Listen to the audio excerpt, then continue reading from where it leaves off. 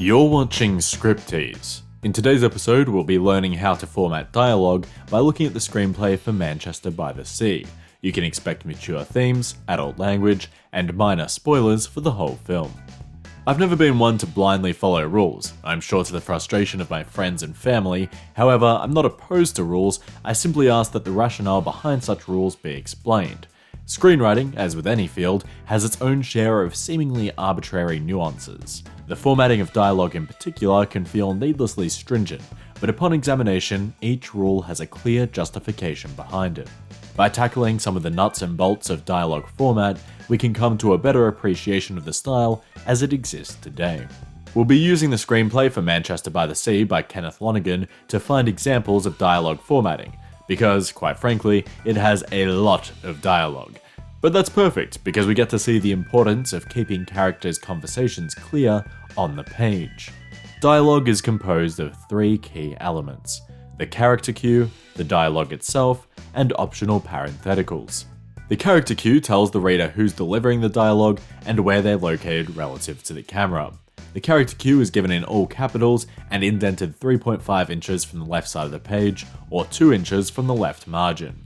Essentially, the character cue is just the character's name, so it's kind of hard to mess up. A couple of little pointers though. Firstly, keep your specific character cues consistent. If you have a character called Sheriff Clancy Mason and you decide to make his character cue Clancy, then don't intermittently start calling him Sheriff, Sheriff Mason, etc. Also, try to make sure your character cues look distinct from one another. Having two characters named Jack and Jake that share a lot of scenes is bound to cause confusion to the skimming eye. Whether you have to change one of their names or use some other method to differentiate their character cues, it's a worthwhile alteration. In addition to the character's name, the character cue may also contain an abbreviation in brackets that tells the reader from where the character is speaking. VO means voiceover, indicating the character is not speaking in the location listed. They could be narrating or delivering an internal monologue or talking on the phone. OS and OC mean off-screen and off-camera respectively, indicating that the character is in the location listed but just not on camera. They could be speaking from an adjacent room, for example. Following the character cue is the dialogue. You can never have a character cue on the bottom of the page without at least a single line of dialogue following. It makes the character cue look naked, and that's embarrassing for all parties involved. No dialogue following the character cue means you need to move the character cue onto the top of the next page. Dialogue is what the character says and nothing else. Any action the character makes while speaking or the manner in which they say it must be put elsewhere. Dialogue is reserved purely for the spoken word. Dialogue is indented 2.5 inches from the left side of the page, or 1 inch from the left margin, and typically has a width of 3.5 inches, never more than 4 inches. You'll find that dialogue is formatted like any normal text, but there are a few little details to be aware of. Typographical emphasis through techniques like bolding, underlining, or italicizing should be used sparingly to maintain their power. Many novice writers love to use these techniques to indicate how the line is delivered, emphasizing the word that should be stressed in speech. Unless it's incredibly important to a specific joke that's being made, or is an unusual line reading based on the context, leave the emphasis out.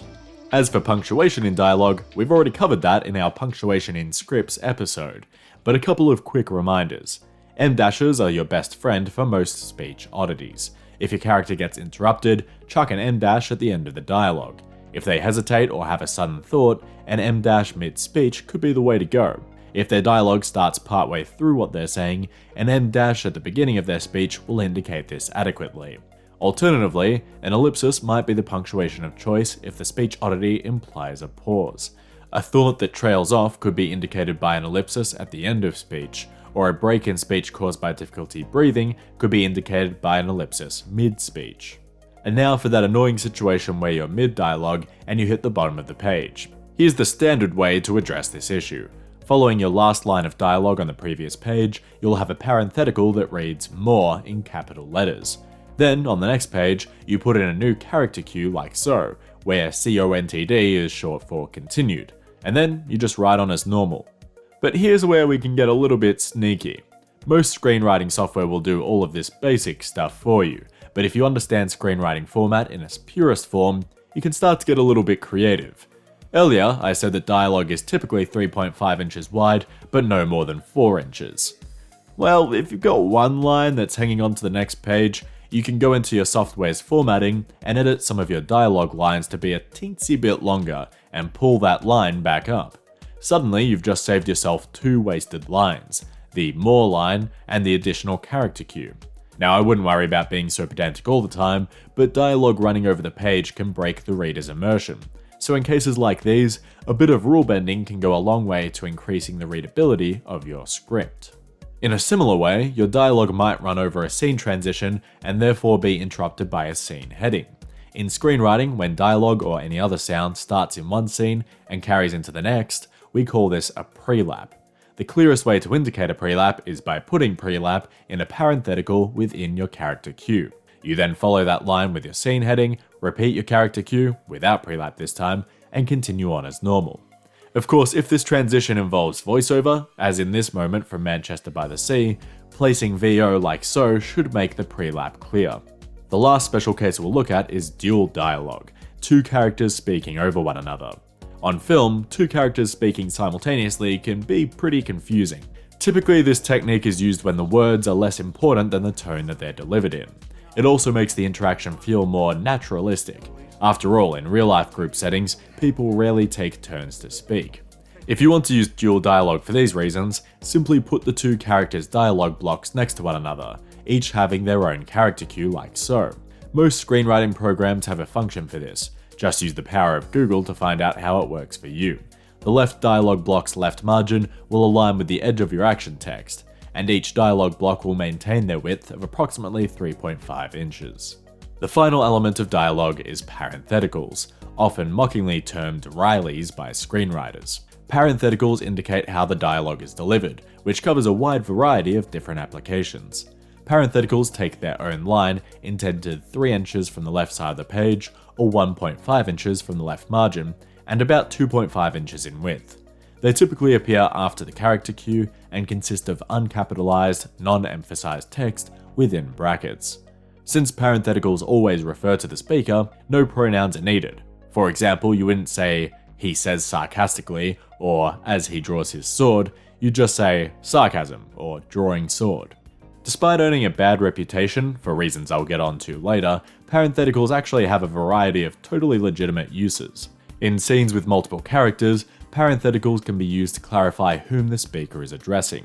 Similarly, a parenthetical can indicate that a line is delivered over a phone, radio, or other device rather than in person, which may also imply to whom the line is being delivered. Of course, either of these examples may occur halfway through someone's dialogue. In this case, a parenthetical can also be placed mid-dialogue on its own line, adhering to all the same formatting rules described earlier. This placement is particularly useful when the speaker says something based on one of their listeners' reactions. For example, if the speaker puts their foot in their mouth, we could write the speech like this, with an action line demonstrating that they've realized their mistake. However, if we want a more concise technique to express the idea, albeit with less emphasis, then we can insert the parenthetical "off so-and-so's look," like this. We can also use parentheticals to describe an action that the character takes while speaking, as with the drawing sword example earlier. This particular usage of parentheticals should only be used for major actions, such as movement of props or actions that affect character. A classic mark of the novice writer is using these action parentheticals for minor movements, essentially trying to tell the actor how to play their character. Things like tapping finger or biting lip are common directions that should be left up to the actor unless they are essential to the scene. Hint, they're probably not. If your character is taking 2 actions which need to occupy the same parenthetical, then they're simply separated by a comma or semicolon. Alternatively, you could use parentheticals to show inaction instead. The notion of the dramatic pause exists for a reason. Explicitly placing a pause in your dialogue can allow for tension to build by indicating the speaker's unwillingness to express their next thought. This can be done by placing a pause or beat parenthesis. Exactly when is best to use these beats and pauses, both in action text and dialogue, is a topic for another day. Of course, one of the best uses for parentheticals is altering language entirely. Presumably, most people watching this video will be English speakers who write their screenplays in English as well, but stories are global. If we need a character to speak a different language, then this can be indicated using parentheticals. If whole exchanges are in different languages, however, or if a particular character with many lines speaks a different language, then it might be easier and more concise to simply mention this in action text at the beginning of the exchange or upon that character's introduction respectively. In a similar vein, we might be tempted to indicate a character's dialect or accent using parentheticals as well.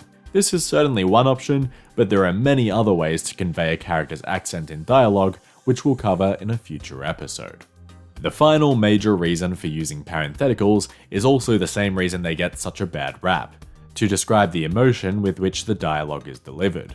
When parentheticals are used in this way, they're commonly called Rileys. The term Riley stems from overuse of this technique to explain the delivery of a line, as though shoehorning in the parenthetical Riley makes what the character is saying instantly witty.